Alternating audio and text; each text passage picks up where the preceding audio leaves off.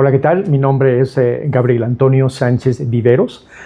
Soy originario de la Ciudad de México, muy orgulloso de ser mexicano, de ser iberoamericano, egresado de la UNAM y de CCH Sur. Yo estudié en el CCH Sur y también en la UNAM y estoy muy orgulloso y comprometido con eso porque gracias a esas dos entes, vamos a llamar esas escuelas, aprendí un método de investigación extraordinario que es el que me ha ayudado a hacer todo el trabajo que he hecho en mi vida, ¿no? Y CCH Sur, el método de investigación es fabuloso. Te ponen realmente a investigar y a investigar libros, bibliotecas, lo que había en el tiempo que yo estudié, ¿no? Yo tengo 62 años de edad y yo estudié en el 77 al 80 estuve en CCH Sur y después del 80 al 84 estuve en la Facultad de Arquitectura y Autogobierno, cuando la Facultad de Arquitectura de la UNAM se había dividido, años anteriores se había dividido en lo que era dirección, que era un sistema tradicional, y lo que era autogobierno, que era un método más de investigación, o que hablaban de arquitectura para el pueblo, ¿no? Que se hablaba mucho de esto, y en la que entré en muchas discusiones con muchos de mis maestros, por eso también que planteaban, y creo que de muchos de mis compañeros, yo fui el único que no trabajó en el gobierno para nada, ni con el gobierno para nada. La mayoría estuvo allá. Te fuiste a arquitectura, pero ¿por qué? ¿Qué fue lo que te llevó a...? ¿Por qué me voy a arquitectura? Desde niño siempre me llamaron las artes, y arquitectura siendo una de las artes, me llamaba la atención. Hacía yo mucho dibujo, me acuerdo que hacía yo planos de repente, o veía yo las casas o mi casa y dibujaba más o menos con rectángulos, palitos y bolitas, todo esto. Entonces, me empezó a llamar mucho la atención eso, ¿no? El poder dedicarme a lo que eran las artes y la arquitectura. Veía yo materiales, veía muchas cosas y dije, mira, me voy a ir por acá. Aparte que era en el tiempo que estábamos siempre los padres y los abuelos y los tíos, no, pues tienes que estudiar una carrera que te deje para que puedas vivir y bla, bla, bla, bla, bla, bla. Bueno, ahorita a la fecha, decía, la carrera que yo hubiera estudiado, lo que hubiera yo estudiado, hubiera tenido éxito. Eso sí lo puedo decir porque me comprometo. Sí, entonces eso yo creo que es muy importante, que te comprometas a lo que a lo que estás decidiendo para tu vida.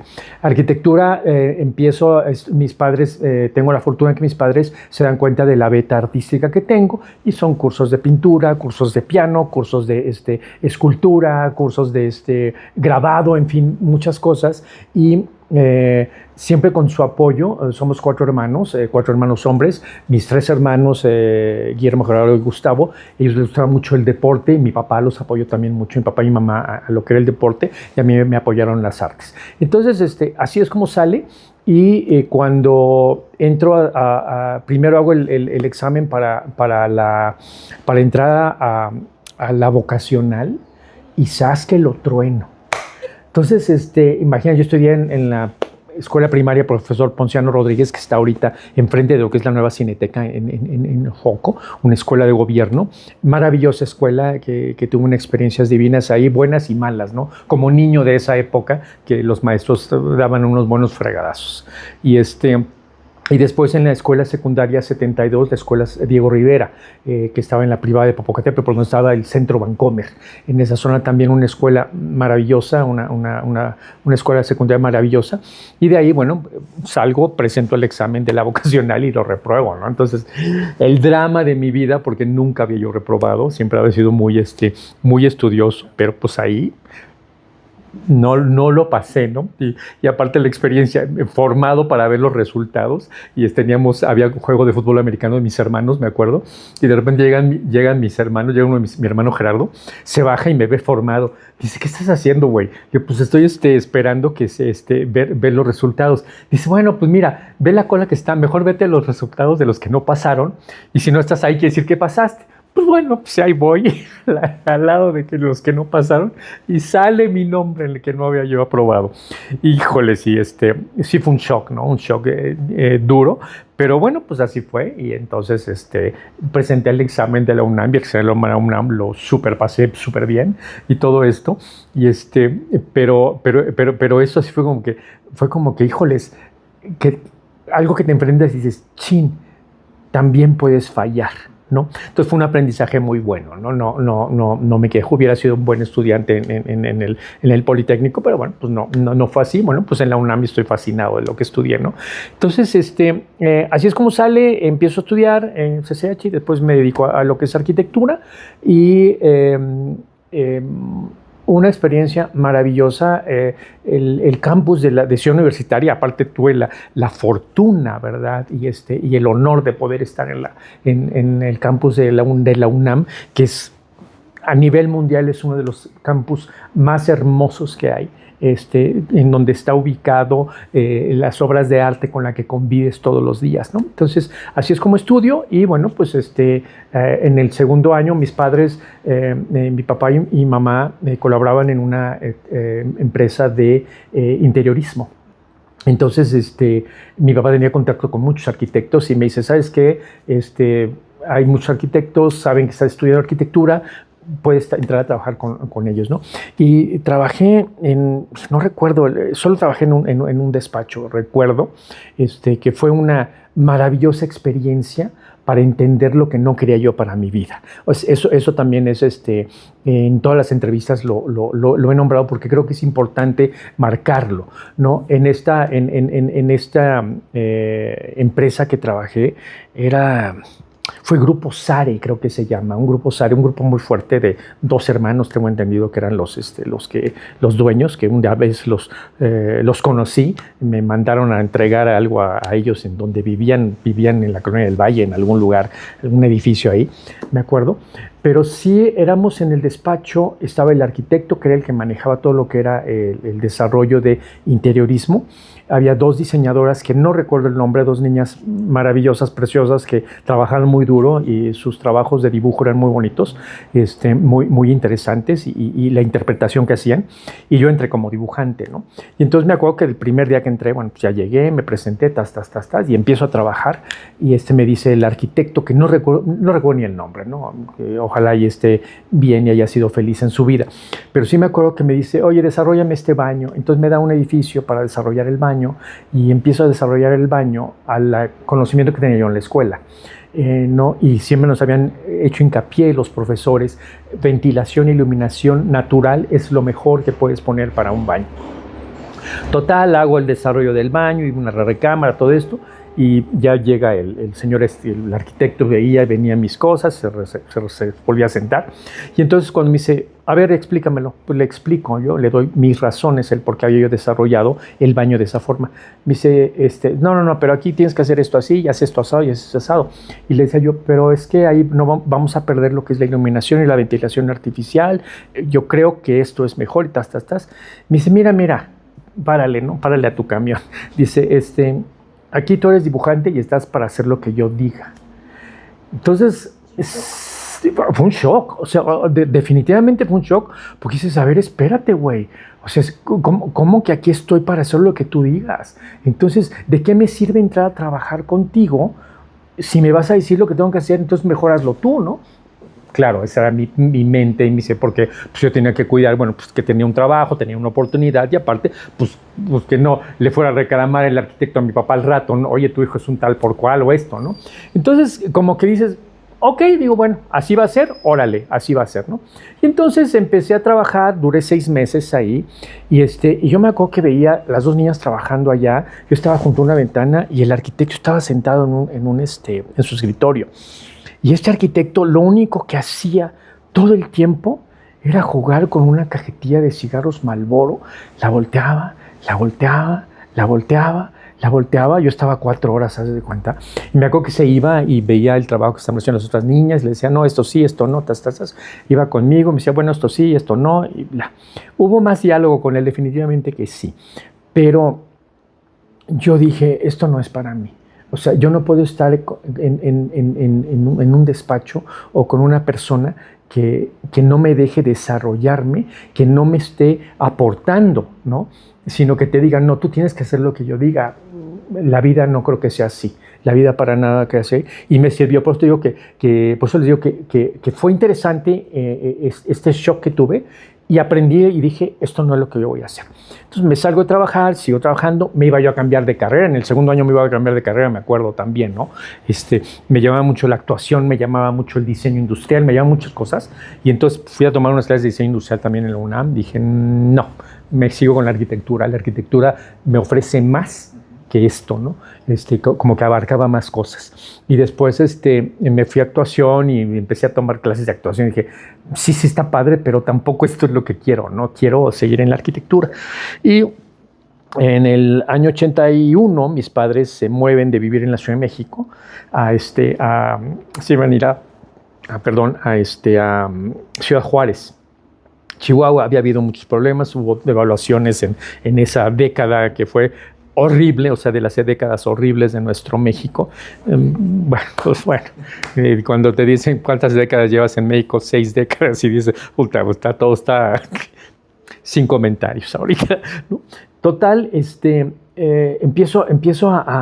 se van mis padres y yo me quedo en México a terminar su ciudad. A la mera hora no se van a Ciudad Juárez, se van a San Juan del Río, a Tequisquiapan y San Juan del Río, Querétaro, y ahí siguen haciendo su vida. Y luego pues yo ya como arquitecto, cuando me gradúo, me voy a trabajar ya a Tequisquiapan, y ahí agarro mi primer proyecto.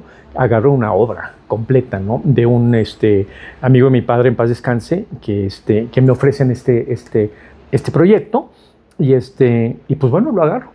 Y empiezas a enfrentarte a todas las cosas que en la escuela no te enfrentas, ¿no? Y empiezas a trabajar y a ver con maestros albañiles, con peones, con sindicato, con electricistas, una serie de cosas que te das cuenta de que lo que aprendes en la escuela es muy básico, y después haces tus proyectos y todo, y empiezas a enfrentarte, a darte de topes. Una vez me acuerdo que iba yo con zapatos tenis, y para no caerme brinco y me atravieso un clavo en el pie, ¿no?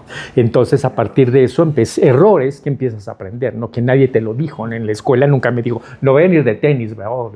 Bueno, aprendes, ¿no? Todo es aprendizaje.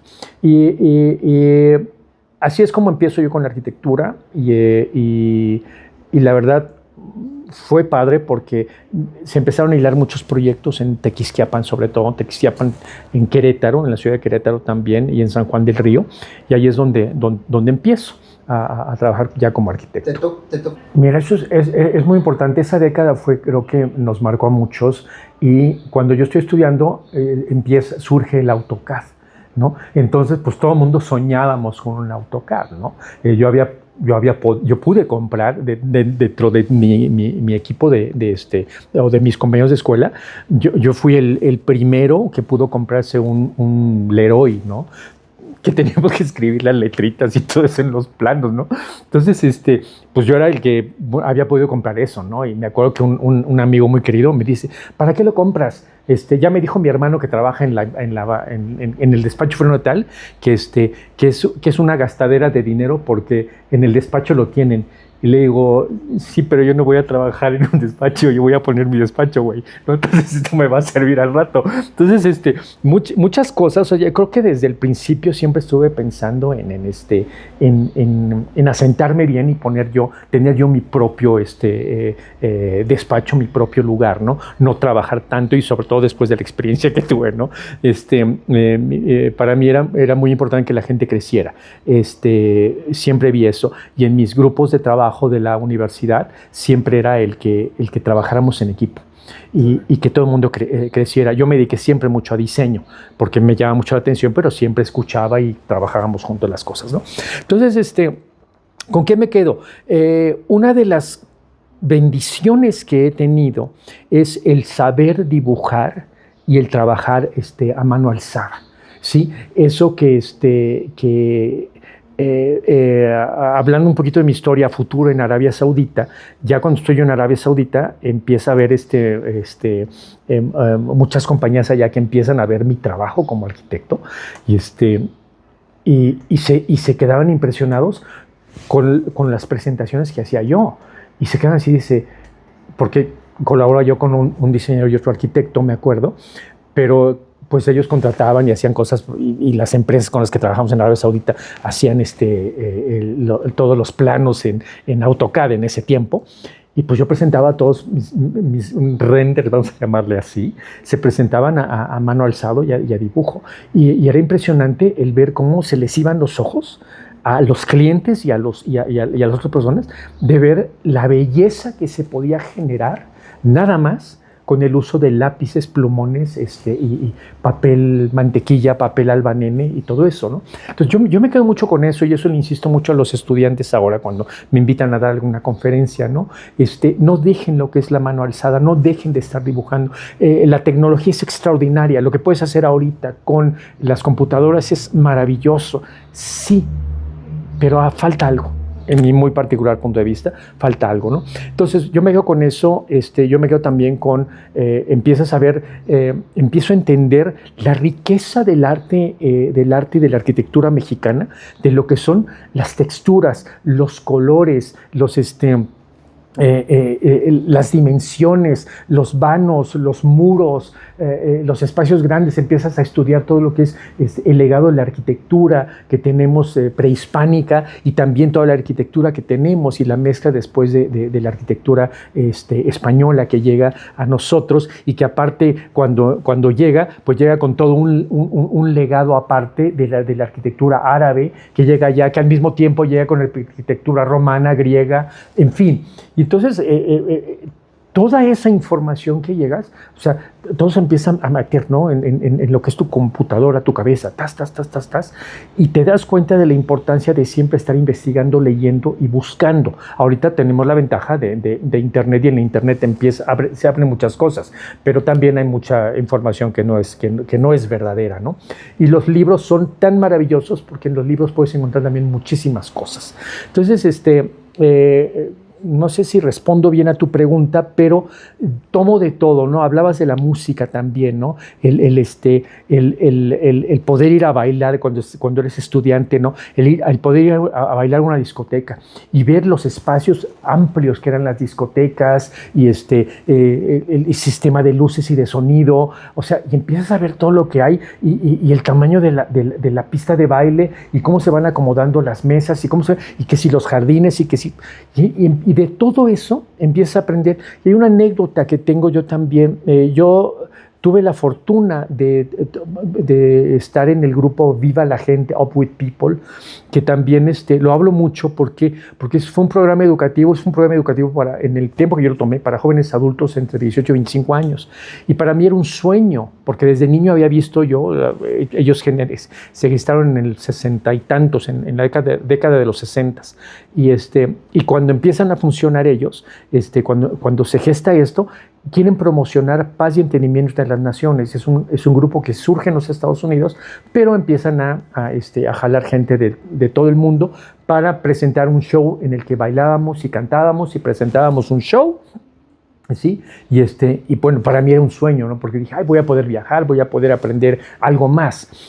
Y yo me acuerdo que en el año 82 se presentan en México, enfrente del mural de la Facultad de Medicina en la UNAM, y me acuerdo que con mis compañeros de arquitectura pusieron pósters por todos lados, y les digo, vamos, y todos fuimos a verlos, y los vimos cantar y bailar 1 hora, bla, bla, y eso fue un viernes, y al final del evento dicen, los que les interese participar, les vamos a dar una plática. Órale, ¿no? Entonces nos sentamos, por la mayoría de mis cuates y yo nos sentamos y escuchamos la plática que nos dio esta Marta María Leal, me acuerdo, y otras varias gentes. Ella es exalumna también. Y dan la plática y dicen, ¿saben qué? El lunes vamos a hacer entrevistas para los que quieran. O sea, nos vamos, ¿no? Y todo el mundo fascinado, y todo, ay, sí, qué padre, ¿no? Imagínate los grupos, y viajar, y esto y lo otro. Bueno, el sábado operan a mi abuela de cáncer, yo no puedo hablar con mis padres acerca de esta situación, de lo que había yo visto, y pues el lunes llego a la universidad, me acuerdo, a la Facultad de Arquitectura, y le digo a todos los cuates, vamos todos a la entrevista, ¿no? Y empiezo a escucharlos a todos. No, ¿sabes qué? Es una pérdida de tiempo, es mucho dinero, nunca lo vas a lograr.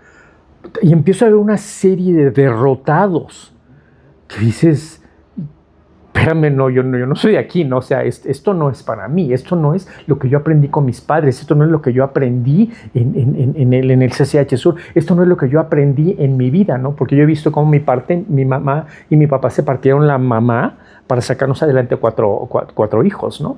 Entonces te digo, no, bueno, pues entonces no vayan y yo me voy, ¿no? Y me acuerdo que llego y Marta María Leal fue la que me entrevistó, y me acuerdo mucho su nombre, de Monterrey, y me acuerdo que ya cuando me toca la entrevista, me empieza a hacer preguntas, que tú qué opinas y por qué te gusta esto, lo otro, bla, bla, bla, ¿sabes de qué se trata? Le digo, pues más o menos, ya me explicaron de qué se trata. Y le dice, bueno, ok, Gabriel, ya está, vas a recibir, bueno, ¿tienes alguna pregunta? Y le digo, sí, y saco una lista de preguntas, y se queda ahí así, oye, ¿de veras te interesa? Le digo, pues sí, bueno, sí me interesa, por eso estoy aquí, ¿no? Y me interesa saber, bueno, cómo se desarrolla la vida entre todos los estudiantes que no hablamos el mismo idioma o que no hablan el mismo idioma. Entonces, una serie de preguntas que dice, mira, pues qué interesantes preguntas me hiciste, mira, más o menos en tanto tiempo vas a recibir un mensaje si eres aceptado o no. Hay que pagar una tuition, que era una colegiatura, una colegiatura que tienes que pagar anual, ¿no? Por pertenecer a este grupo y todo esto. Y bueno, esto fue en el 81, porque en el 82 me aceptan para viajar con ellos, pero estaba yo en el segundo año de arquitectura. Y la verdad, pues también era mucho dinero, tenía que juntar $7,000 para irme, ¿no? Que era un billetote, en esa época era un billetote, ¿no? Y empiezas a juntar dinero y luego pues viene la primera devaluación y entonces después lo cambié para ver si me iba en el 84 y después, total, me fui en el año 88. Me fui ya de 25 años y yo ya me sentí el abuelo de Viva la Gente, porque era el límite, ¿no? Pero estos años mantuve yo comunicación con Viva la Gente, ¿no? Les mandaba yo mensajes, ya tengo tanto ahorrado, y luego ya llegó la devaluación y lo que tenía en pesos se convirtió en nada, ¿no? Por las devaluaciones que tuvimos. Entonces, a final de cuentas, me pude ir con una beca que me dieron, algo que me pudo ayudar mi papá y mi mamá, pues también tenían otros 2 hijos en la universidad, ¿no? O sea, cosas así que pasaron. Y bueno, pues me voy un semestre. Llego allá y me acuerdo que en una de las primeras pláticas, uno de los directivos de Viva la Gente se para, cuando estamos hablando ahí conociéndonos todos, él se para y dice, hay un personaje aquí que es de México y que desde el año 82 nos ha estado escribiendo. Y pasó por todas estas situaciones y juntaba el dinero y venía la devaluación y se perdía y me presenta, ¿no? Entonces así como que dices, puta, sí, qué importante es la comunicación con toda la gente. ¿Por qué? Porque se fijaron en mí.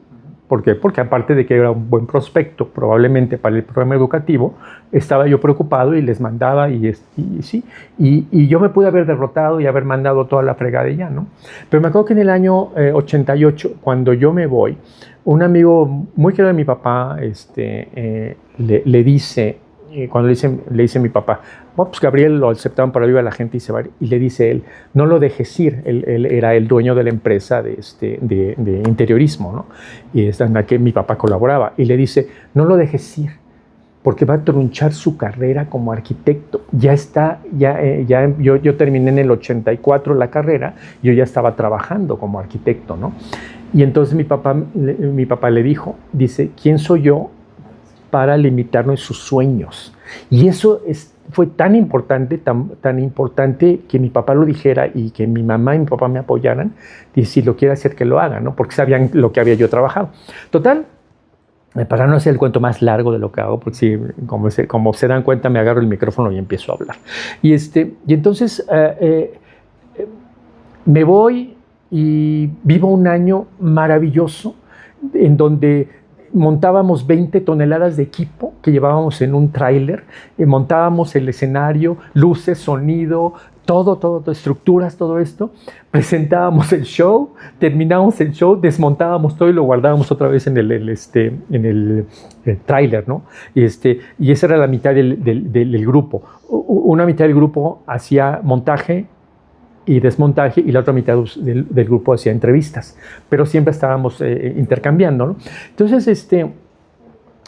me acuerdo que cuando regresé, fue una experiencia maravillosa, ¿no? Estuve en Australia, estuve en Nueva Zelanda, fuimos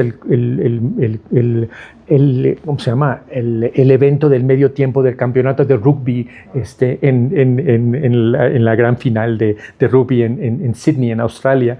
Estuvimos en la feria también en Brisbane, estuvimos en la feria mundial, estuvimos en Nueva Zelanda y tuve la fortuna de poder interactuar con los maoris y aprender de ellos y con los pakihas, que les llamaban también a los que no eran nativos de la isla de Nueva Zelanda.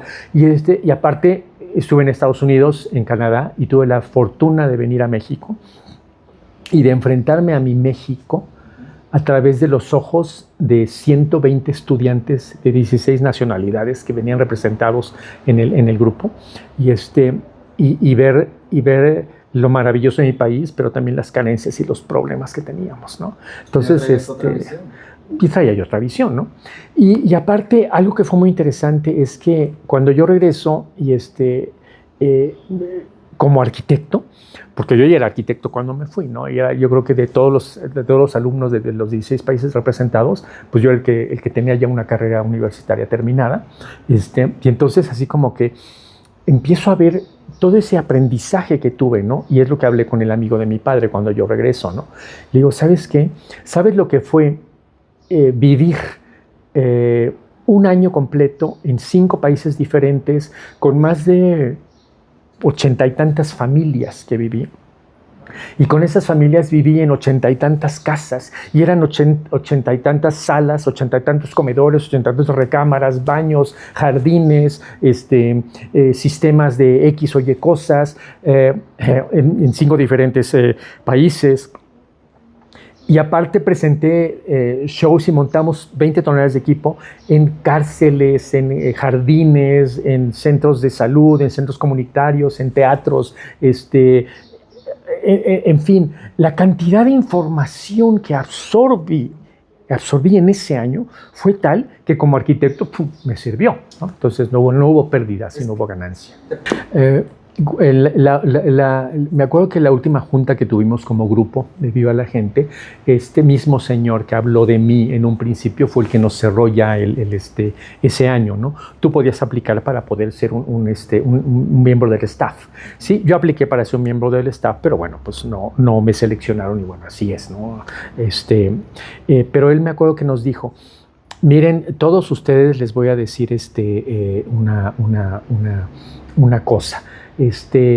Ustedes han cambiado, ¿sí? Ustedes van a regresar a sus países con sus familias, con sus amigos, y se van a dar cuenta que ustedes han cambiado, ¿sí? Y que todo sigue como está, ¿sí? Que todo lo que está ahí sigue como está, la gente está como está, sus padres los van a ver y ustedes van a llegar muy excitados a enseñar fotografías y enseñar su vida, y para ellos no va a haber ningún significado.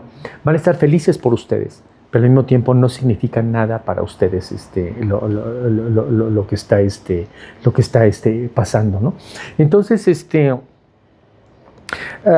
¿qué siguió? Regreso a México y retomo y empiezo sigo construyendo. Ya conocía yo varios clientes, varias personas, y empiezo yo a trabajar y empiezo a hacer. Y sigo trabajando en Tequisquiapan. Me acuerdo que de repente me llegó, conocía yo al que era el presidente municipal en esa época, el señor Orlando Ugalde, que quería hacer un cambio en ahorita rectifico, hace rato dije que no había trabajado para el gobierno. No trabajé para el gobierno porque no trabajé para ellos, sino porque no generé dinero para mí, pero aporté a la sociedad un proyecto que fue meterle color al centro histórico de Tequisquiapan. Y esto a mí me encantó porque cuando yo llegué a Tequisquiapan era un pueblo que era todo de color blanco, los edificios, salvo la iglesia de Santa María y de la Asunción de las Aguascalientes, que era un edificio rosado, muy interesante. Pero entonces yo llego aquí y cuando dice, ¿sabes qué? Me gustaría hacer algo aquí. Le digo, ¿por qué no le metemos color al pueblo? Dice, no, porque el pueblo siempre ha sido blanco. Le digo, no, para nada. Te voy a hacer una propuesta. Entonces le hice la propuesta, empecé a hacer una serie de raspados en los muros de las iglesias, de los ermitas que había de diferentes lugares, y empiezo a ver la cantidad de capas de pintura que había atrás. de ese blanco, ¿no? Y también hubo una época en que estuvo Jan González, creo que regresó una vez de España y se enamoró de los, eso dicen, no me consta, ¿no? Pero eso dicen, ¿no? Que el señor regresó de España y dijo, ay, los pueblos blancos son maravillosos, entonces todos los pueblos de México van a ser blancos. No sé si fue cierto o no, pero la mayoría de los pueblos de México eran blancos con un guardapolvo o un rodapié que era de color azul cobalto o de color gris. Entonces, cuando yo presento la idea aquí al municipio, ahí a Tequisquiapan, le digo, ¿sabes qué? Esta es mi investigación y esto es lo que hay. Sí, propongo que hagamos esto. Y hago una serie de bocetos y dibujos donde empiezo a meterle color a las fachadas y todo esto. Y me dicen que sí, ¿no? Y empiezo a trabajar y la pintura que hacía yo era con polvo de tabique, con baba de nopal, con ¿cómo se llama? Polvo de diferentes piedras y vegetales. Y bueno, empiezo a hacer batidillos y lo que tú quieras y empiezo a aplicar la pintura. Y la aplicábamos con estopa. Entonces la empiezo a aplicar sobre una base blanca. Y así es como empiezo a pintar el centro histórico de Tequisquiapan. Bueno, quedó maravilloso el centro histórico. Colorido, precioso. Pues me eché encima a la mayoría de los arquitectos de la zona, porque cómo me había yo atrevido a cambiarle el color si el pueblo era blanco. Le digo, espérame tantito, güey, nunca fue blanco. Antes de que lo pintaran de blanco había tenido estos colores y aquí están las pruebas, ¿no? Total, ya estaba hecho, gustó mucho y la gente empezó a ir más. Y empezó a hacerse, digo, no es que yo lo haya inventado, sino que yo había visto mucho esto y había yo aprendido de cómo hacer estas mezclas y se empezó a pintar también Querétaro, el centro de Querétaro de muchos colores, el deslavado le llamábamos, ¿no? Se pintó San Juan del Río, Tequisquiapan, Ezequiel Montes, muchas poblaciones. Pero fue padre esto. Entonces, como yo estaba trabajando allá, también puse una oficina, una agencia de viajes. Dije, voy a poner una agencia de viajes, ¿no? Puse una agencia de viajes que me trajo más clientes de arquitectura, el diseño que hice, porque era en una casa vieja que restauré, del ingeniero Sepúlveda. Recuerdo que compró esas dos casas y yo hice las restauraciones de las casas. Y mi oficina eran 2 cubículos y estaba todo en color verde con morado y blanco, ¿no? Y hasta me acuerdo que el ingeniero Sepúlveda, David, llegó un día, híjoles, Gabriel, dice, ve que eres arquitecto. Nunca me hubiera yo ocurrido mezclar verde con morado, ¿no? Entonces me dio mucha risa ese comentario y tenía muchas cactáceas como remate visual en mi entrada. Mis mesas eran 2 cristales enormes de 1 pulgada de grueso sobre piedras de recinto, que eran escalones de una ex hacienda, que de alguna forma llegaron a estar conmigo, pero las 2 eran las bases, y bueno, y entonces ahí empezó a salir muchos clientes de arquitectura, y también atendía yo como agencia de viajes, pero bueno, tenía yo una amiga muy querida, y después otra niña que llegó, y ellas se dedicaban a eso, y yo me dedicaba a la arquitectura ahí, ¿no? Pero ese eclecticismo que había dentro de mi oficina, en los 2 cubículos que eran, llamaba mucho la atención, y como sabía la gente que había yo pintado el pueblo y todo eso, me empezaron a salir muchos clientes en la zona. Okay. Entonces, regresando a esa década de los 90s, me empiezan a salir muchos proyectos arquitectónicos muy interesantes. Hice un trabajo de interiorismo en Texas, me acuerdo también,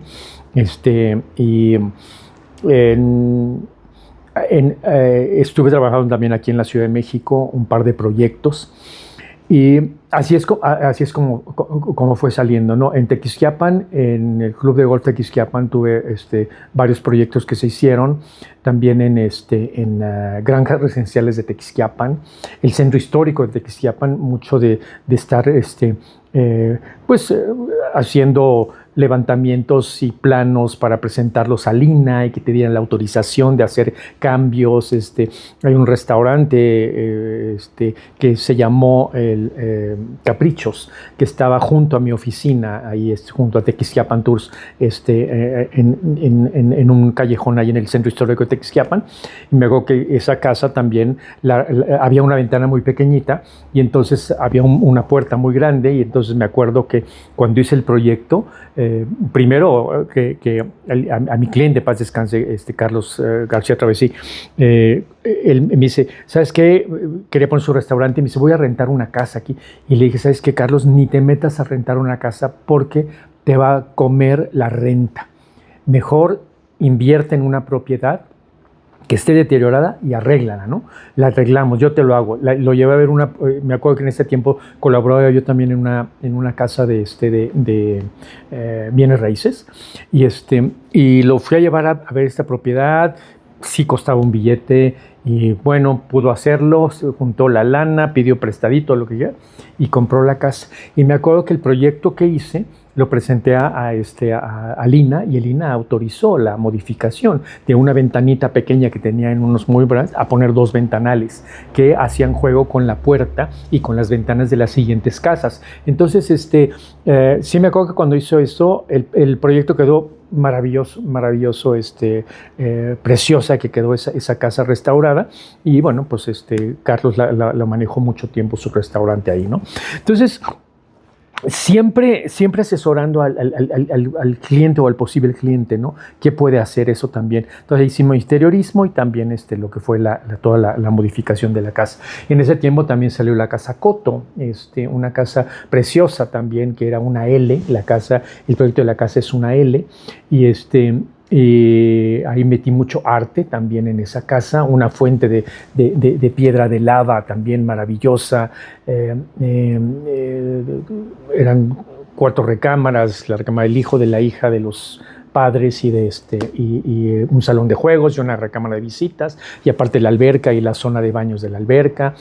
En fin, ahí me acuerdo que la dueña de la casa, ella hizo un diseño de la reja de la casa, y bueno, esa reja se pudo replicar en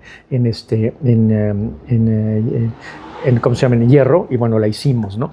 Entonces, trabajé conjunto con ella, estuvo muy interesante. Entonces, La Granja Amadeo, que también ha salido en varias revistas ya, que es una casa, son un poco más de 1000 metros cuadrados de la casa, y es una herradura, y que tiene un atrio, y que tiene una arcada todo alrededor, y a todas las recámaras entras por la parte de afuera, inspirándome en lo que eran las haciendas, ¿no? Guardando proporciones. Entonces, siempre mi trabajo, respetando mucho materiales, respetando mucho las necesidades del cliente, porque eso es muy importante, el saber cuáles son las necesidades del cliente, porque a final de cuentas, yo no iba a habitar ese espacio, lo iba a habitar el cliente que me estaba solicitando de mis servicios como arquitecto, ¿no? Entonces eso es siempre muy importante para mí, el que haya una comunicación siempre muy estrecha entre el cliente y el arquitecto, y al mismo tiempo entre el arquitecto y todos los colaboradores que tienes alrededor, ¿no? Porque tienes que estar todo bien de acuerdo con albañiles, con peones, con electricistas, las compañías que te entregan los materiales de construcción, en fin, ¿no? Me acuerdo que una vez tuve en ese proyecto tuve una diferencia de opiniones con el que surtía todos los azulejos venecianos para las albercas, ¿no? Y me acuerdo que quedó de llegar un día y no llegó el otro día, y nos bronqueamos y nos dimos de palabra, nos dijimos, y a la mera hora dice, pues me llevo todo. Y entonces a mí me afectaba por tiempos y todo eso, y pues tuve que tragar un poco de orgullo. Le digo, ¿sabes qué? Vamos a volver a empezar, porque tú quieres vender, yo quiero comprar y necesito terminar con esto, y pudimos terminar. Pero aprendes de mucho, ¿no? Me pasó también, me pasaron experiencias también así fuertes en esa década y en la siguiente, ¿no? En la década del 2000 al 2010. Pero sobre todo hay una experiencia que tuve, que me acuerdo que un cliente que me recomendaron, alguien me recomendó con este cliente, lo recibí en casa de mis padres, en San Juan del Río en ese tiempo, y me acuerdo que llegó y pues me dijo lo que necesitaba todo esto y bueno, pues ya hablamos y X y presenté la idea una idea de boceto que aprendí también una lección ahí. Presenté este boceto y su yerno era un ingeniero, me acuerdo, ¿no? Y total, a la mera hora, el ingeniero me llama y me dice, oye, ¿sabes qué, Gabriel? Necesito platicar contigo para el proyecto este. Y entonces lo vuelvo a recibir en casa de mis padres y la primera idiotez con la que me salió, porque fue una idiotez, me dice, ¿sabes qué? Creemos que tu proyecto está muy caro, ¿sí? Y que hay y que hay muchos arquitectos, ¿no? Entonces le digo, a ver, espérate, te estoy recibiendo en casa de mis padres y cuestión de enfoques, ¿verdad? Tú dices que mi proyecto es muy caro. Yo creo que a ti y a tu, ¿cómo se llama? Suegro, lo que pasa es que no les alcanza para pagar mis servicios. Esa es la diferencia, ¿no? Y bueno, pues como no les alcanza, bueno, pues digo, ¿quieres la lista de todos los arquitectos de Querétaro o de México? Te la doy yo, no necesitas venirme a decir que hay más, ¿no? Ninguno de estos es Gabriel Antonio Sánchez Viveros. Entonces, como realmente no nos vamos a arreglar, te pido que pues te retires, ¿no? de la casa de mis padres ya. Y digo, se quedó como que congelado y se tuvo que ir el señor y bueno, ya bueno, con permiso, pues que te vaya bien y se acabó, ¿no? O sea, ninguna persona tiene el derecho de decirte nada acerca de lo que tú haces, de tu trabajo y lo que vale tu trabajo, ¿sí? Porque a que me digan a mí que estaba yo muy caro, pues como le dije, no señor, a ustedes no les alcanza para pagar mis servicios. Y bueno, cuando pasé ya, les decía yo del boceto, porque el boceto que había yo presentado a la mera hora hicieron un proyecto queriendo interpretar lo que había yo presentado, ¿no? Eso me pasó y también pasó en Arabia Saudita con otro idiota, pero bueno, así es, ¿no? O sea, va uno aprendiendo, pero no me quejo, o sea, todos los proyectos que hice, todos los clientes que he tenido, siempre acabé como amigo de mis clientes, de mis trabajadores también, y ya en la década de los 90s, a final me acuerdo que me fui a vivir a Puerto Vallarta, quería yo vivir en Puerto Vallarta, me fui un rato a Puerto Vallarta, conocí una maravillosa amiga que a la fecha la tengo y ese fue un contacto que tuve con el diseñador Jorge Rubio, en paz descanse, y que fue parte de mi entrada a Medio Oriente, ¿no? Cuando yo fui a Arabia Saudita, porque me pidieron mis portafolios y presenté mis portafolios como arquitecto y como artista también y como interiorista. Y de ahí es como surge el brinco de irme de México hacia Arabia Saudita, que iba yo por 6 meses, que se convirtieron prácticamente en 15 años de estar allá, de ir y venir, ¿no? De poder viajar y de hacer muchas cosas maravillosas, llevar trabajadores de México para allá, de llevar materiales de nuestro México también a los proyectos que hice allá, proyectos que fueron mi interpretación de estilo mexicano, pero también mi interpretación de estilo marroquí, mi interpretación de estilo africano, mi interpretación del estilo Nasht, que es un estilo arquitectónico de la parte centro-norte de Arabia Saudita. Entonces, todo esto fue investigación, todo esto fue mucha investigación, pero así es como se abren las puertas para que yo llegue a Medio Oriente. Fue maravilloso primero el representar siempre dignamente a mi México, ¿sí? a mi país, a mi cultura, a mi educación, ¿sí?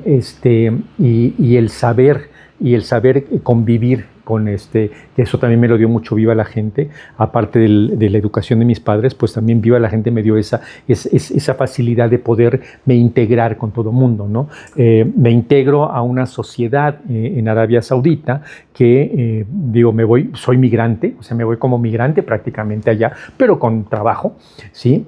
Pero pues no dejo de estar viviendo solo, ¿verdad? Y de estar enfrentándome a una sociedad que era una sociedad cerrada, donde había mucho trato con hombres, pero muy poco trato con mujeres. Las únicas mujeres con las que tenía yo trato eran o las esposas de algunos de los amigos o prácticamente los miembros de la familia real, porque al estar yo trabajando, haciendo proyectos para la familia real, me convierto en parte de la familia ¿no? Entonces, eso también fue muy interesante, eso que pasa. Siempre me he integrado a donde llego, ¿no? O sea, eso bien que te dicen, a la tierra que fueres, haz lo que vieres, y siempre sin sacrificar tus principios, y sé feliz, crece, estudia, genera, investiga y aprende, ¿no? Entonces, yo llego allá y me acuerdo que una de mis primeras experiencias es cuando yo me voy, nos mandan las visas, yo me voy a llevar 6 trabajadores de México, vamos por las visas, no salen las visas, se retrasaron por X o Y el permiso en la Embajada de Arabia Saudita, y entonces tengo que mantener en la Ciudad de México a los trabajadores que había yo traído de Vallarta, ¿no? Y entonces, pues, a pagar gastos de hotel, a pagar gastos de esto, y aparte de mi bolsa en ese momento, porque pues tenía yo que resolver, ¿no? Y eso es algo muy importante que siempre he dicho como arquitecto: los arquitectos estamos acostumbrados a resolver situaciones. Sí, y esa es una bendición que Dios nos ha dado y el universo. Resolvemos las cosas, no decimos, ay, cómo sufrimos las madres, no, resolvemos. Para eso es que es lo que sirve mucho un arquitecto, ¿no? Entonces, me acuerdo que se resuelve eso a la mera hora. Nos vamos en el vuelo y aparte el diseñador me había dicho: oye, Gabriel, tráete todo porque aquí no hay nada, ¿no? Aquí no hay colores, y voy a hacer algunos trabajos de pintura, y voy a hacer trabajos de diseño, llevo papeles, llevo plumas. Yo no sabía, yo nunca había estado en Arabia Saudita, y si te dicen no hay nada, digo, bueno, fue la percepción que tenía el diseñador en ese tiempo, ¿no? Total, me llevó colores, pigmentos de colores, y me llevo hasta blanco de España que necesitaba yo. Pues ya se imaginarán, y llegar con un bulto de 25 o 30 kilos de blanco de España, primero al aeropuerto en Heathrow, en Londres. Llego con esto, y cuando llego y lo ven, viniendo de México, estamos hablando del año 97, pues la policía lo ve y dice: ¿qué es esto? Dice: bueno, pues señor, es blanco de España. Ya había yo llevado unos papeles donde venían yo mis muestras de pintura, fotografías de mi trabajo de pintura que se hizo en Tequisquiapan, y de todos los proyectos que había yo hecho, Total, lo abren, lo prueban, y hasta me dicen: bueno, pues ok, pues adelante y suerte en Arabia Saudita. Y llego a Arabia Saudita y lo mismo, ¿no? También por error llevaba yo en un bote de una bebida, todos mis pinceles, ¿no?, que iba yo a utilizar en uno de los trabajos, y como pues era de alcohol la botella, no podía entrar eso. Entonces tuve un problema fuerte de gritos y sombrerazos ahí en el aeropuerto, y mis pobres trabajadores estaban todos sentados en una banquita así, asustados, ¿no? Y yo gritando en inglés y en español, y pues también entendiendo de que, bueno, yo había cometido un error. Sí, pues que iba yo a pensar que no podía yo llevar un bote vacío, ¿no? Pero bueno, pues así fue. Total, me acuerdo que tardamos como 3 o 4 horas de salir del aeropuerto. Eran como las 3 de la mañana cuando salimos ya del aeropuerto de Jeddah. Y luego, no, era un poquito más temprano, más tarde, eran como las 5 de la mañana. Y me acuerdo que estaba Jorge y el otro arquitecto que ahorita olvidé su nombre, y me dice: Gabriel, ¿qué pasó? No, pues todo bien, nada más pues esto, ¿no? Y dice: bueno, ya, nos fuimos directamente a ver al príncipe, me acuerdo, ¿no? Ahora, el primer cliente que tuve yo allá, y ya me presenta, y me acuerdo que Jorge, ya me conozco a Su Alteza el Príncipe Saúd, y empezamos a platicar, y estaba haciendo cuentas Jorge con él, y Claudio Rincón se llama el arquitecto. Entonces estaban haciendo cuentas, y entonces me dice: bueno, mientras ajustamos algo, ¿por qué no platicas con el príncipe tu experiencia, ¿no? Y entonces le cuento mi experiencia en el aeropuerto de Jeddah, de los gritos y de todo eso. Y bueno, y se ataca de la risa, ¿no? Y el señor se ataca de la risa. ¡Ay, Gabriel! Dice: ¿qué noticias me das? Qué divertido te la ha de haber pasado. Le digo: pues fue medio divertido, y también pues un poquito fuerte de estar recibiendo gritos y pues gritando, y también entiendo que aquí la gente grita mucho, y bueno, pues aprendí, ¿no? Y Pero esa conexión que hicimos el príncipe y yo en ese primer encuentro que tuvimos fue muy importante para los siguientes años que estuve, porque hicimos una relación muy fuerte de amistad, que se convirtió todo en amistad, ¿no? Después de trabajo en amistad. El primer proyecto que estuve allá, que iba yo por 6 meses, me llevó prácticamente 2 años, y al final, por una diferencia de opiniones que tuvo el príncipe con el diseñador y el arquitecto, yo terminé todo este proyecto. Sí, yo terminé todo este proyecto, también fue pues algo que me cayó del cielo, y me acuerdo que cuando hubo la diferencia de opiniones, Jorge llegó y me dice, oye Gabriel, pues ¿cuánto te falta para terminar? No, pues tanto tiempo, porque no, pues es que la regué, creo que la regué, ¿qué te parece? Dije esto, digo, no güey, la regaste, sí, la regaste y la regaste feo, ¿no? Entonces, pero bueno, pues ya tú sabrás y el arquitecto sabrá. Y me acuerdo que el príncipe me llamó, me dice, Gabriel, me dice Jorge que todavía te falta. Digo, sí, me falta esto y esto. Dice, ok, ¿y lo vas a terminar? Digo, pues tengo un compromiso con usted, ¿sí? Tengo un compromiso, sí, con el diseñador, pero también es con usted, mi compromiso, ¿no? Dice, ¿lo puedes terminar? Digo, sí. Y entonces, como a los 2 o 3 días, nos sentamos y me dice, ok, Gabriel, quiero que lo termines, pero quiero que tú termines todo lo que falta. Y todavía faltaba algo, ¿no?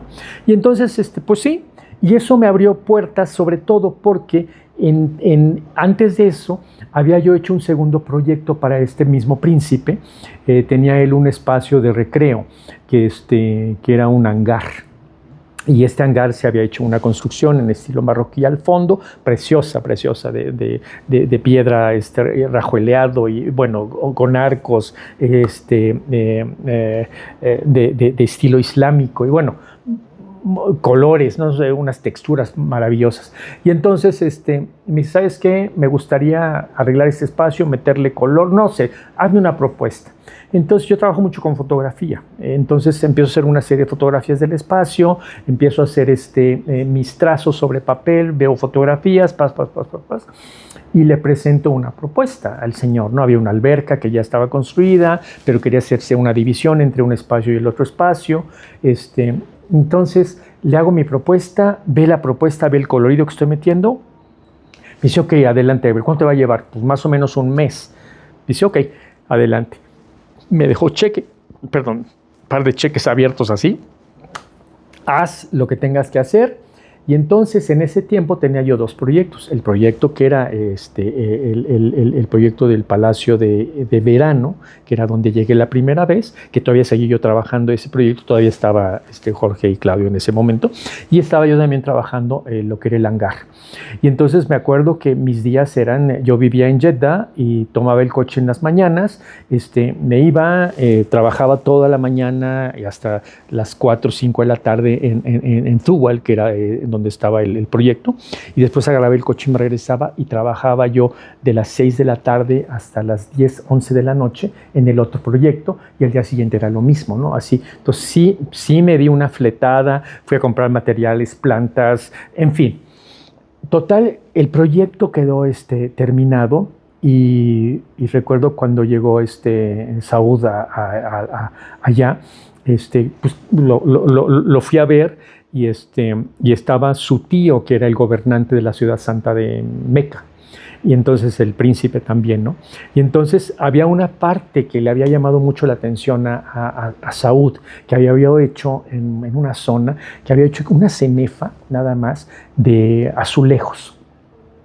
Y eran todos los azulejos y todo eso, y me dice, Gabriel, está precioso esto, cómo quedó, bla, bla, bla, bla. Bueno, eran flores y flores y flores, ¿no? Porque se impresionó el señor con la interpretación que había yo hecho de las necesidades que tenía él y cumplir con todas las necesidades, sobre todo en un ambiente que quedó con una armonía en contraste todo el tiempo, ¿no?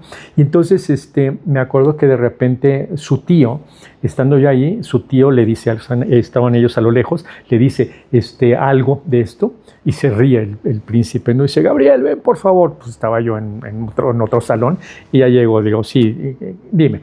Dice que mi tío quiere saber de esto, ¿no? Y me dice el tío, ¿no? El señor, me dice, lo felicito, Mr. Sánchez, me decían, Mr. Sánchez, lo felicito por este trabajo de azulejo que ha replicado con como los diseños de arquitectura islámica, bla, bla, bla, bla, bla, bla, bla, bla, bla, bla. Qué bonito azulejo. Y le digo, muchas gracias a su Alteza, pero no es azulejo, es pintura. Dice, ¿cómo que es pintura? Sí, es pintura de esmalte, pintura de aceite, vamos, y con eso hice toda esta réplica aquí, ¿no? Me dice, no, así, ¿no? Me dice, no, no es cierto. ¿Qué le dices al Señor si te dice que no es cierto? Y está seguro que tú lo hiciste, ¿verdad? Digo, no, sí, Su Alteza. Dice, a ver, y pidió que le llevaran el carrito, ¿cómo se llama? El que te sube, el montacargas, se me fue el nombre. Y cuando vio el montacargas, el señor, que estaba un poquito chovi, se sube en el montacargas para que viera y tocarlo. Lo toca y dice, qué fascinación de trabajo ha hecho usted. Entonces, te llena el alma y el corazón esto. ¿Por qué? Porque algo que hiciste con cariño por un proyecto que estaba haciendo para un nuevo cliente, abriendo puertas, ¿verdad? Para más cosas si se daba la oportunidad, había llamado tanto la atención. Entonces el espacio quedó y bueno, toda la gente que llegó al espacio, los amigos del Príncipe Saúd sobre todo, pues les llamó la atención el trabajo del arquitecto mexicano, ¿no? que estaba allá. Así es como es, ¿no? Y todos los proyectos en sí, cada uno de estos proyectos tenía algo que ver, tanto en proyecto y diseño arquitectónico, como en la construcción, como en el arte, como en el interiorismo y como en los jardines. Entonces, este proyecto más adelante, después se hizo una ampliación completa, se quitó lo que era el hangar, porque era un hangar para guardar ¿cómo se llama? Botes, lanchas y todo eso, que se convirtió en un espacio habitable, y después se tira eso y se construye lo que fue el proyecto de la Villa África o la Villa África, ¿no? Que este mismo cliente se va de vacaciones a África con su familia y se enamoran de África. Y cuando regresa me dice, Gabriel, ya sé, quiero que hagamos esto un estilo africano. Había una compañía de diseño y constructora que es la que hacía la obra completa, pero yo entro como diseñador a hacer todo lo que son los trabajos. Y eso hay mucha información de este proyecto en internet y en revistas que ha salido. He tenido la suerte de que ha sido un proyecto que ha llamado la atención y lo han podido sacar en todos estos documentos, ¿no? Y me acuerdo que tuve muchos trabajadores y hay muchas anécdotas de trabajadores, de carpinteros y de herreros, ¿no? Porque también de todos los años que estuve en Arabia Saudita, algo que sí estoy muy orgulloso que es que digo siempre, me dicen, ay, pues 15 años seguramente dominas el idioma árabe. Y les digo a la gente, no domino el idioma árabe, hablo unas cuantas palabras, me puedo dar a entender en algunas situaciones, pero pues no, nunca aprendí porque no era mi prioridad el aprender el idioma. Tenía yo demasiados proyectos y demasiado trabajo, entonces no me daba eso, ¿no? Entonces nada más me acuerdo que sí, que es esto que digo yo es eso. ¿Cómo te comunicabas con la gente? Yo me comunicaba con la gente en inglés, en español, algunas palabras en árabe y en urdu, en mentadas de madre, porque también había tiempos que era así, pero sobre todo el idioma que domino y que es universal y todo mundo puede entender, es el idioma del diseño y de la arquitectura. Y con este idioma que domino, puedo comunicarme con cualquier persona. ¿Sí? Entonces, es una frase, es algo que ha acuñado porque eso es cierto. El poderte comunicar con el príncipe y la princesa, todos los príncipes hablaban inglés, francés, o sea, no había problema de comunicación con ellos. Pero con los trabajadores, muchos hablaban urdu nada más, o hablaban hindi, o hablaban y entendían unas cuantas palabras en árabe o en inglés, ya había intérpretes y todo. Pero el idioma del diseño, ya sea en papeles, o con la mano alzada dibujando, o dibujando en el muro del mismo palacio que estuviéramos construyendo, o en la arena, estar haciendo dibujos y todo eso siempre era muy entendido. Dos anécdotas que cuento mucho eran una con los carpinteros, unos ebanistas que tengo de Pakistán, y les digo, vamos a hacer las puertas de la Villa África. Hay un león en una, hay unas gacelas en otras, hay unos escudos como de armas de África. escudos africanos de esos de piel, en los diseños en la madera de caoba que estaba yo usando ahí. Y me acuerdo y les digo, vamos a hacer el diseño, ¿no? Y me dice, no, eso es imposible de hacer, o se va a llevar mucho tiempo. Le digo, no tengo tiempo, tenemos que hacerlo así. Me dice, no se puede. ¿Cómo que no se puede? No se puede. Digo, no se puede. Digo, bueno.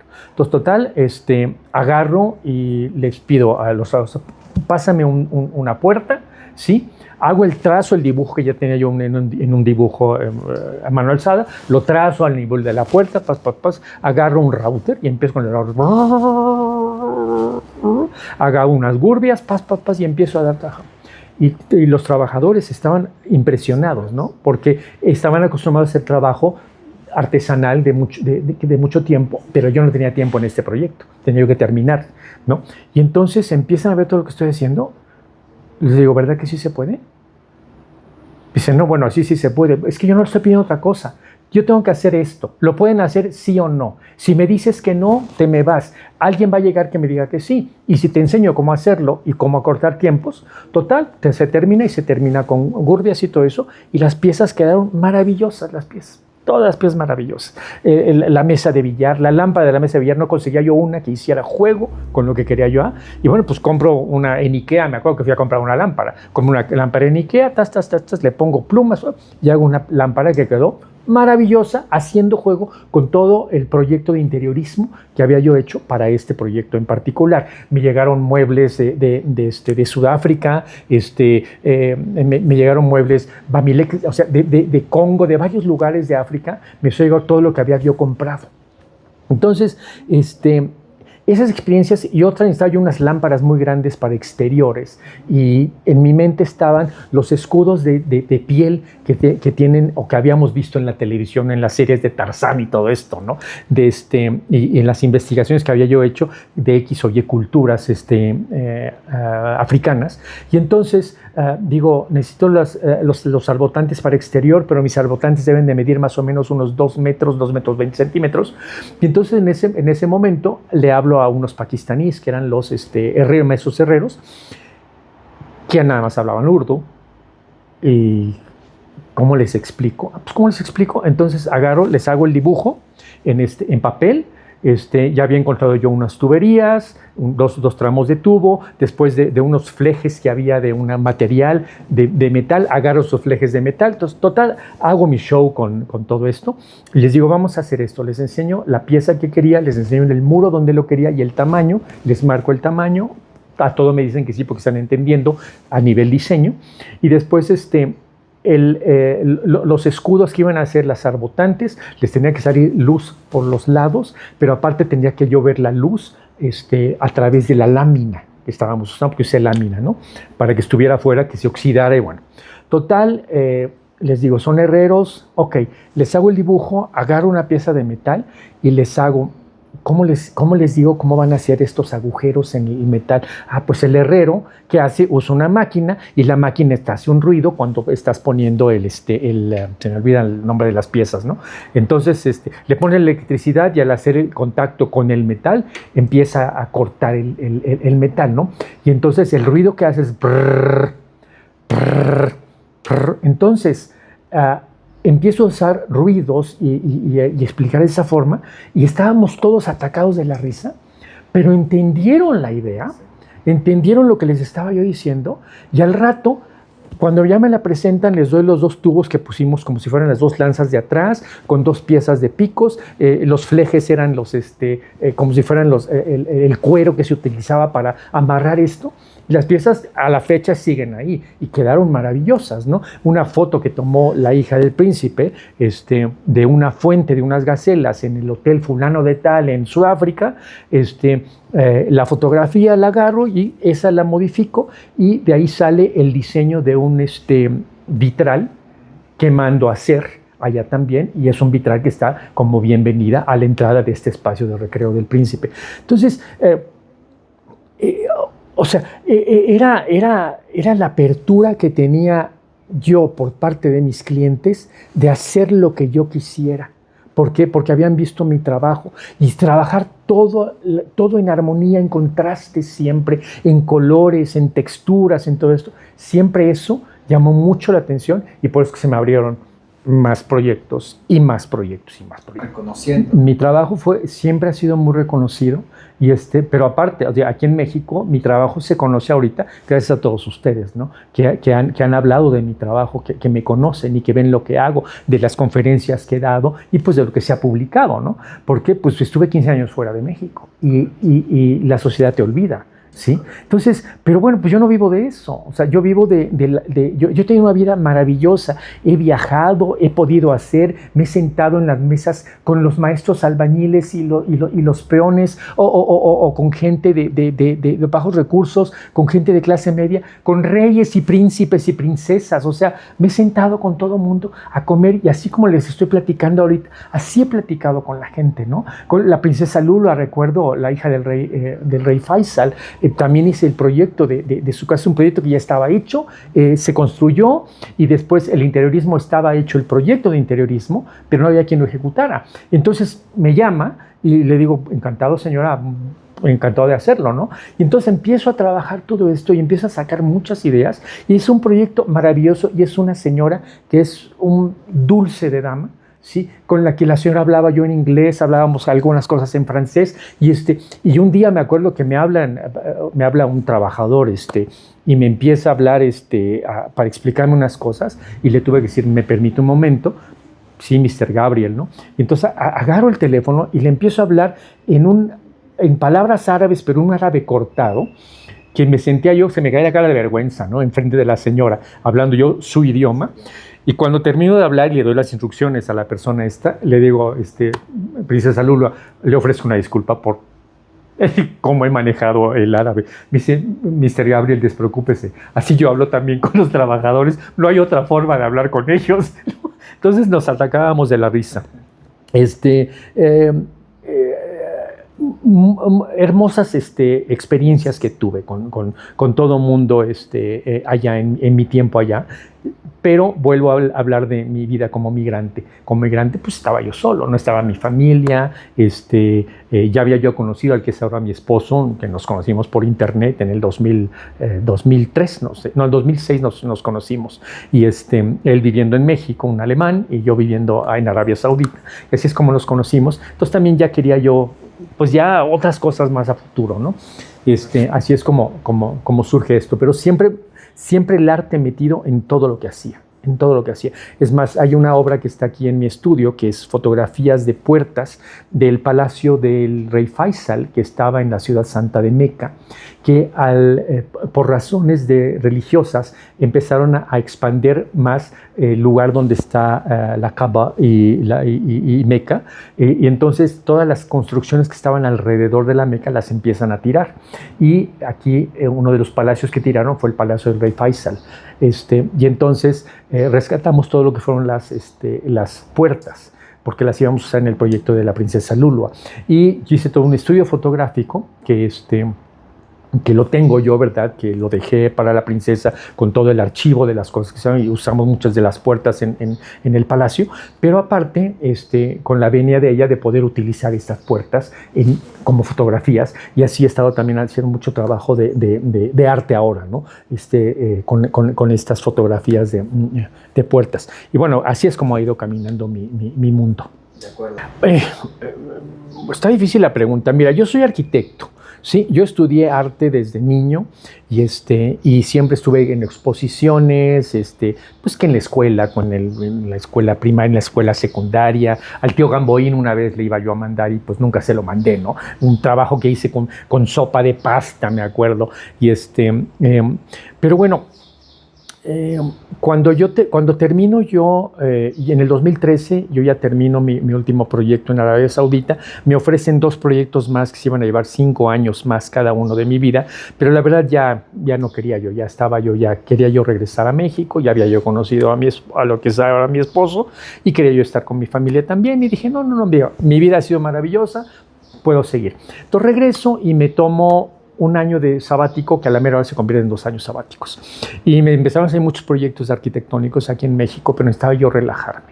Sí, viví mucho estrés autoimpuesto, porque realmente mi vida fue maravillosa, pero antes porque agarré más proyectos de los que tenía yo, sí, y todos los pude terminar súper bien, pero pues sí, el estrés que generé fue mucho y necesitaba yo un descanso. Entonces cuando descanso digo, ¿sabes qué? Ya, yo creo que me voy a retirar un poquito de la arquitectura porque quería yo empezar a viajar y con mi esposo íbamos a empezar a viajar mucho.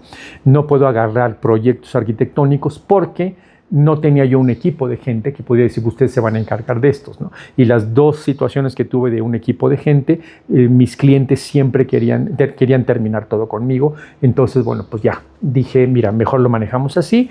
Me empiezo a dedicar al arte y monto mi primera exposición en el 2015.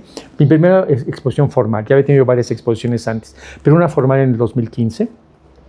Y se llamó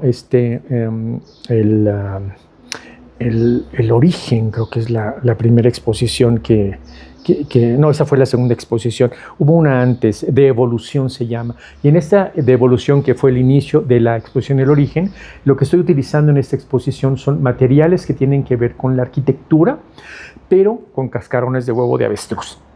Perdón. Y toda la exposición, todas las piezas que se presentaron en esta exposición, había huevos de avestruz, cascarones de huevo de avestruz, y la monté, esta segunda exposición la monté en el Palacio de la Autonomía, en el Centro Histórico, que lo administra Fundación UNAM, que es un lugar maravilloso donde antes fueron el convento de las Madres Carmelitas Descalzas. Y entonces, bueno, en este espacio, que es un salón con el piso de vidrio para poder ver los vestigios, el salón vestigios, los vestigios de las Carmelitas, del convento de las Carmelitas Descalzas. Es precioso. Y ahí en el año 2017, tengo 3 exposiciones, la que es El Origen, después viene un proyecto arquitectónico que se llama Del Boceto a la Vida, donde hablo de la historia del proyecto del Palacio de Invierno que construí para el príncipe saudí, la princesa Hala, en medio del desierto de dunas anaranjadas, maravilloso. Y ahí hago todo este proyecto, que es una fusión de mi interpretación o de la información que he tenido del estilo Nasht de Arabia Saudita con el estilo mexicano. Y ahí tuve trabajadores de México, de Querétaro, que me llevé para allá, el maestro Toño, el maestro Pedro y el maestro Lupe, que es más del maestro Toño y del maestro Pedro, que fueron a apoyarme 2 años a Arabia Saudita, con lo que generaron de dinero ellos, que les dije, no les voy a dar nada aquí en Arabia Saudita, todo se lo voy a depositar a sus esposas en México.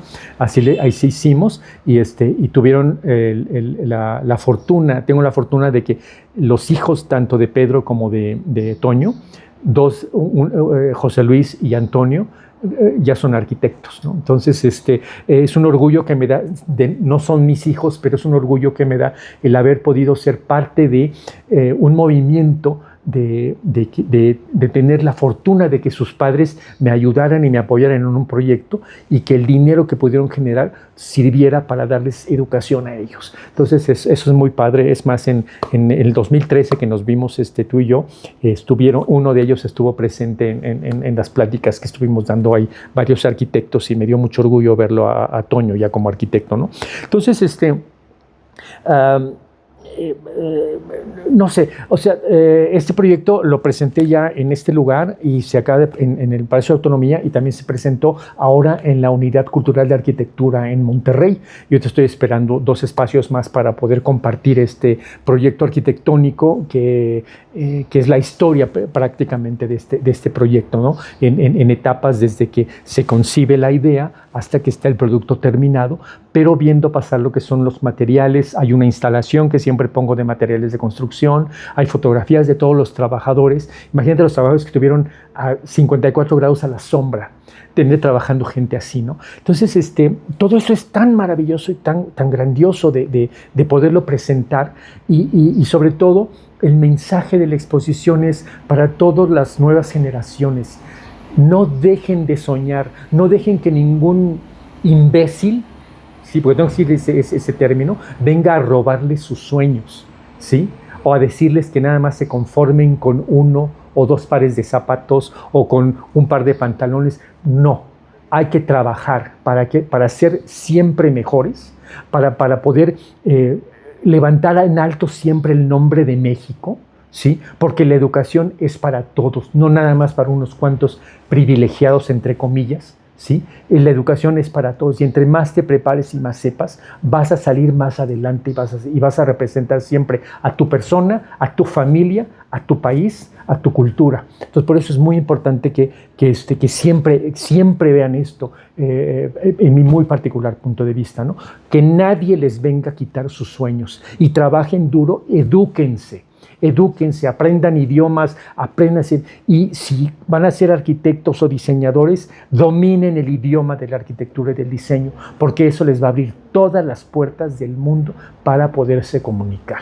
Entonces, así es como empiezan. Ahorita llevo yo más de 36, 37 exposiciones individuales en un periodo de 8 años, vamos a hablar, y colectivas son, no sé, más de 90 exposiciones colectivas, ¿no? Entonces, he estado en bienales, en la Bienal de Beijing en 2 ocasiones he sido seleccionado, en la Trienal de Tijuana he sido seleccionado también, en la Bienal de Moldavia, en la Bienal de Asia también, y siempre mi trabajo se ha podido exponer tanto a nivel nacional como internacional, con exposiciones en Nueva York, con exposiciones en Madrid, en Barcelona, exposiciones en Alemania, exposiciones aquí en México. He tenido obra en los muros del Museo José Luis Cuevas, he tenido obra en el Palacio de la Autonomía, en el Centro Cultural de México Contemporáneo también. O sea, y pues sigo disfrutando de mi tiempo ahorita retirado un poquito, vamos a decir, pero de la arquitectura. Tiene que ser algo mucho que me llame mucho la atención para meterme, sobre todo por tiempos. Pero en el arte estoy exponiendo aquí y estoy poniendo en el extranjero. Mira, en el futuro me sigo viendo disfrutando de mi vida, disfrutando de lo que he hecho, disfrutando con mi pareja, con mi esposo, viajar. Si puedo compartir mi conocimiento, definitivamente, si me invitan a dar conferencias, encantado de la vida de dar conferencias y hablar de esto, ¿no? Hablar sobre todo de esto, de la importancia de los sentimientos, de la importancia que tiene la arquitectura, el diseño, el dibujo, ¿sí? Y el soñar. Y el siempre poder darle este punto de vista a las nuevas generaciones. Nunca dejen de soñar, siempre apúntenle al sol, porque como digo, si fallas, cuando le apuntas al sol y fallas, probablemente vayas a caer en la Luna o en Saturno o en Marte, o en una estrella fugaz que te puede llevar por muchos lugares. O sea, eso es muy importante para mí. No dejen de soñar, prepárense, porque una de las cosas que te ayudan siempre es estar preparado. Las oportunidades siempre están ahí, y las oportunidades se presentan, ¿sí? Pero estas no se pierden. Si tú no las tomas, alguien más las toma. Bueno, sé ese que las toma, porque eso te va a ayudar a crecer y a crecer y a crecer más. Eso creo que es muy importante. ¿Qué sigue? Seguiré trabajando proyectos de arte y diseño. Ahorita he tenido muchas publicaciones. Ahorita tengo piezas que se han presentado ya en otros espacios a nivel internacional, y de ahí se van armando, ¿no? De ahí se van. Viajo mucho, entonces al viajar también, siempre que viajo estoy viendo oportunidades para exponer, presentar obra o desarrollar algo. Ahorita tengo un proyecto muy interesante de pintura. Es un escritor de Barcelona, Jenner se llama él, que vio mi obra, es hijo de una amiga muy querida en Barcelona, y vio mi trabajo de una de mis series de arte, que es Flora Soul se llama, que es una colección de obra que hago con flores del árbol de Mahagua, y estas flores, al prensarlas encima del papel, sin pintura ni nada, el mismo color de la flor se plasma en el papel, y dependiendo del pH que tiene el papel o usando ácidos o bases, puedo cambiar el color de las flores, ¿no? Entonces se enamoró de esta colección y me invitó a hacer una interpretación de 34 24 poemas de su cuarto libro para que yo las interpretara con este proyecto de arte. Entonces estoy muy contento con eso.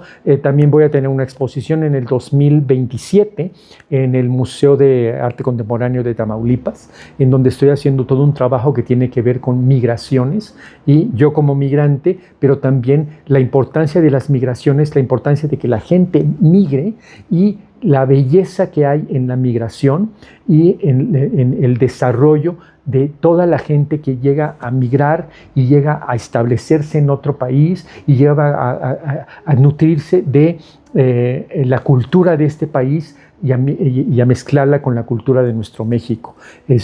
Hablar del lado amable de lo que es la migración y no de lo que siempre nos están presentando de muertos y de lo que está pasando ahorita, ¿no? Entonces, eso es lo que viene y lo que sigue, el tiempo que el universo y Dios me dé para seguir viviendo y seguir usando mis manos y mi intelecto y poder estar bajando toda esta información que está flotando, ¿verdad?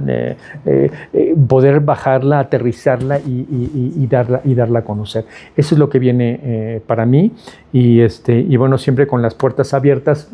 Tengo mi página web que me pueden escribir, Gabriel Sánchez Viveros, me pueden escribir ahí y bueno, pues les responderé con mucho gusto. Si alguna universidad o una escuela me quiere una conferencia, con mucho gusto también me pueden escribir y esto se hace. En redes sociales también estoy como Gabriel Sánchez Viveros en Instagram, como Gabriel Sánchez Viveros Art en Facebook, en la X estoy como Gavindi, con Y al final, Gavindi con B alta, bueno, pues googleenme, ponen Gabriel Sánchez Viveros, pues les va a aparecer ahí algo de información de mi trabajo como arquitecto, como artista transdisciplinario, artista visual y pues como ser humano, ¿no? Es lo que viene. Entonces, viene mucho esperando tener salud, sobre todo. Lo que espero y le pido a Dios siempre es salud. Tuvimos una experiencia muy fuerte en el 2020 con lo que pasó con la pandemia y bueno, pues estamos propensos a que vuelva a haber algo así porque ya somos mucha población y bueno, pues también el planeta Tierra ya como que se cansa de todo eso. Pues tenemos que ser muy respetuosos con todos y con todo lo que hacemos y con toda la gente que colabore contigo tienes que ser muy respetuoso. ¿Sí? Todos tenemos sueños, todos tenemos necesidades, todos tenemos problemas, pero podemos convivir en armonía siempre respetándonos los unos a los otros.